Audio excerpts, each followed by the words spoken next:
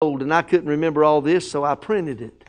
Let me tell you what the commentator said that he could see while he was walking on top of the roof that evening as he looked over the kingdom. It said he would have gazed over the hanging gardens of Babylon, one of the 7 wonders of the ancient world. These were massive gardens built for his wife Amytis. She came from Media, where there were mountains and vegetation, and she was homesick.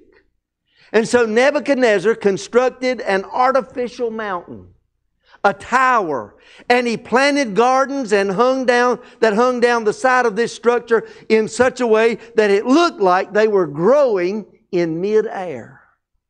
Plus, he designed an ingenious system to hoist water over 300 feet from the Euphrates River to irrigate those hanging gardens. And as old Nebuchadnezzar looked at the beauty of those gardens from his rooftop, he thought, look what I did.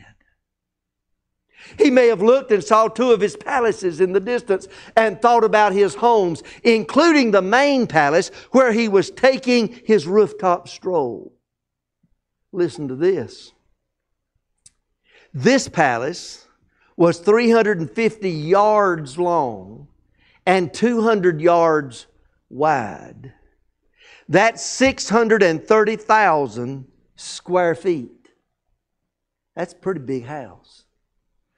It contained 15 million bricks, and every brick had Nebuchadnezzar's name etched in it. And as he looked down, maybe his eyes fell on some of those bricks and he saw his name and he's thinking, man, I'm the greatest. Nobody in the world has palaces like I do. He may have looked out at the lights of the city of Babylon, and the city itself was an architectural marvel. Records indicate 2 million people live there, making it easily the largest city in the world. A wide ceremonial boulevard ran down the center 1,000 yards long. That's 10 football fields long. A double wall system encircled the main city. Its inner wall was 21 feet thick and reinforced with defense towers at 60-foot intervals. The outer wall was 38 feet high and 11 feet wide and also had watchtowers. Later, Nebuchadnezzar added another defensive double wall system that ran for 17 miles and was wide enough for 2 chariots to pass each other on the top of the wall.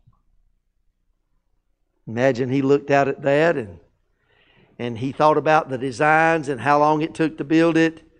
And as he took all of that in, he was filled with pride. He was filled with himself. And he looked at all of that and he thought, man,